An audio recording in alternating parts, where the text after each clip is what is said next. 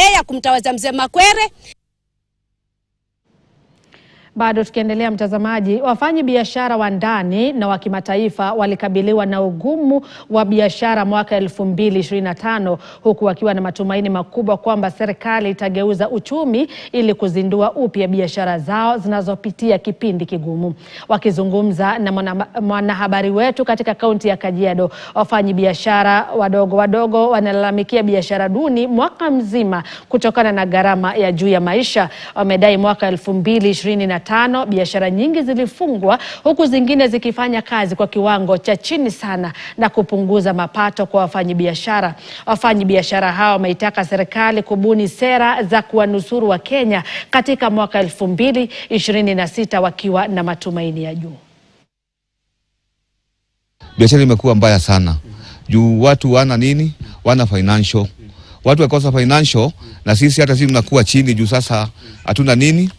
Hawakuji kutununulia juu wao wana pesa. Biashara na uzaga vitu za second hand, furnitures, madirisha, lakini kwa huu mwaka biashara haijakuwa nzuri kwa sababu pia watu hawana pesa na uchumi pia si mzuri sana. Lakini tunaomba serikali kama inaweza tupa mali vitu kaa loans na create activities pia. Lakini tuna hope mwaka ujao Mungu akipenda inaweza kuwa bora zaidi. Lakini kwa huu mwaka hakuna biashara kabisa. Huu mwaka kazi ya bodaboda imekuwa mzito sana. Wananchi wanalia sana. Wanalia wana hela, wanalia wamefinyiliwa, gharama ya maisha imekuwa juu. Huu mwaka yenyewe sisi kama wananchi tumeumia. Lakini kwa miaka 2 ambayo imebaki, serikali iko na nafasi ya kuleta mabadiliko katika nchi yetu ya Kenya. Tuko na uhakika hii mwaka ambao tunaingia, Rais atatuangalia haki. Ametufinyilia kutosha na inajua atatengeneza maisha ikuwe salama. Kitu cha kwanza kwa biashara, mwaka huu umekuwa mgumu sana. Na hata ukiangalia kwa magazeti, ukiangalia the number ya zile vitu ambavyo vifaa, mashamba, manyumba ambazo zinauzwa